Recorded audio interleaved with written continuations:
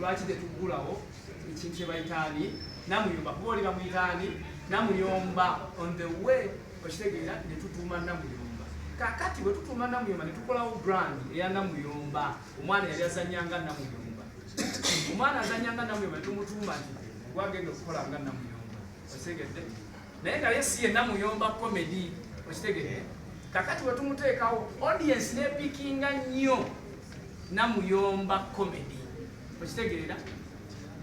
Dani Namaliiri okuyita Namaliiri neepikinga nnyo Namuyomba comedy. Then nekiryoka kitusindiikirizo kiwandiisa mu foundation Namuyomba Comedy Foundation. Mukusoma era tuwalabanga ng'eyekka nga tulaba skit zitambulira awo ku ye oba n'abantu abalala nga babiri basatu. Kyajja kitya nti ekibiina kyatuka ne kiwera nga kinene nga nakyo kyekinamira. Kakati ku ekyo sikiti zewali olaba ng'era bano bw'obalaba oyinza okukeera enkya n'olaba DJ Serudigo. Waliwo eyakalaba DJ Serudigo naye yamanyi DJ Serudigo yali mu Namuyomba comedy. Kati nabo abalala baalimu naye ng'oli mu kulaba essaawa eyange kubanga yefesire essaawa eyo yali eri kukola. Okay, Amuja, erinnya Mugaga Solomon Kalisa ku TV ku Mun TV program sabatumire mu ntima mpita mu Nyalwanda ekiri musana mba muganda. Muze banja ddene nnyo abayimbi b'eggwanga lya Uganda omuli gwensinga okumanya obudde buno ye president wa Federation Edkenzo Musuza. Bayimbi ki betusuubira okubawerekera kuba banja ddene ate nga tebabasasudde oba amasimu obudde buno tebakyagakwata. Abayimbi ekyamazima amatuufu abaagala okubeerawo ku charity concert yaffe bangi. Kyamazima amatuufu era abali wiringa okujja okutuwerekerako baki bangi. Naye engeri gye kiri nti charity concert etali concert bibiri byanjawulo. Singa abadde concert kibadde kigenda kubeera very okay. Mweno charity concert tusuubira okuleetamu abantu ab'enjawulo nga baminisita basuubira okubeeramu nga batudde wali okulaba abaana.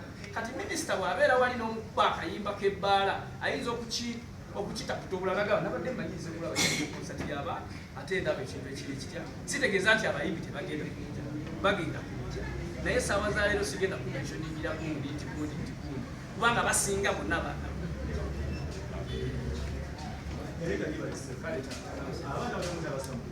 Abaana basoma waliwo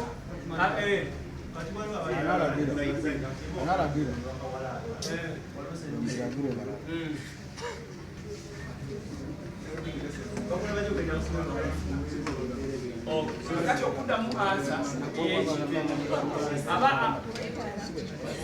owetalage naye oba naye kakati okuddamu ekibuuzo ekyo abo bennyininyini bopinipointingamu be bamu ku bafuna basale.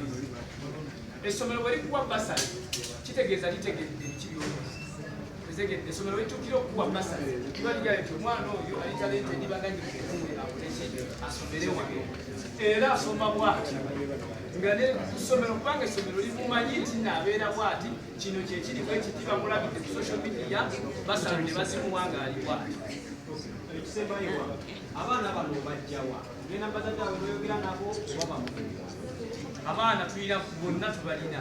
Waliwo omuzadde agenda okujja agambe waliwo gwogenda okusanga n'omulaba embeera si nnungi ate ekyamazima n'omulaba ng'osobola omuzuulamu ekintu ekyenjawulo kitegeeza omuntu oyo adeservinga chance n'omuwa chance n'abaako kyakola eryeri.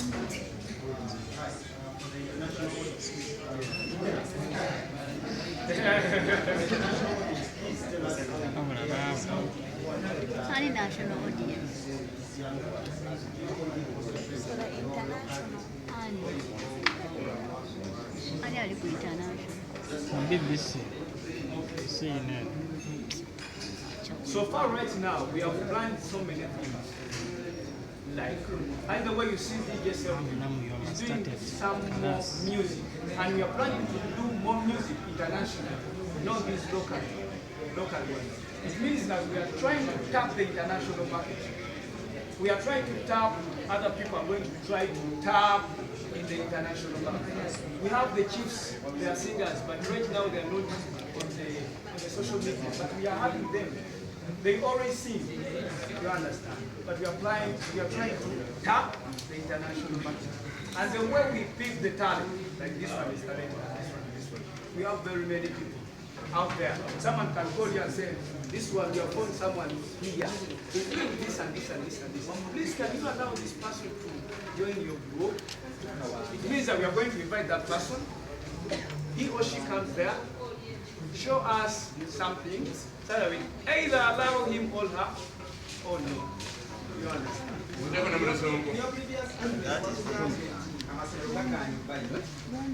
we've done something to proposal, maybe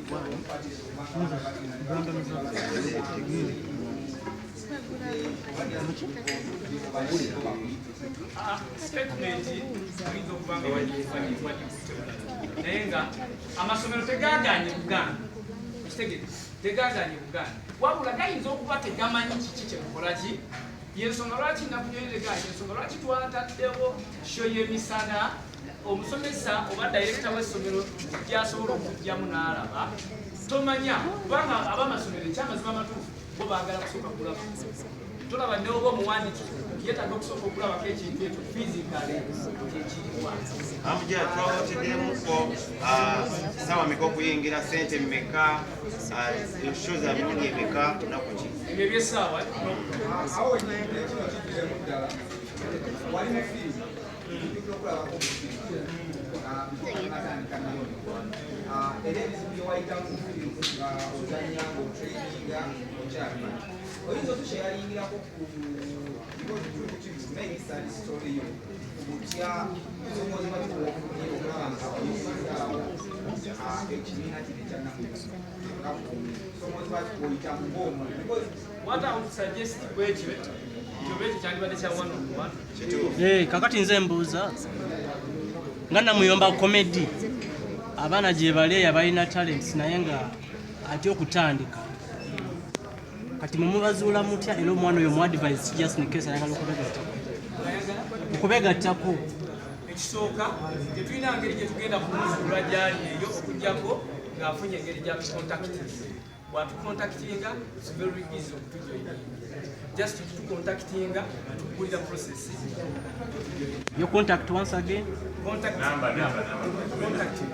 0740 15 23 99 Bannayuganda bonna abaagala ebintu by'akabi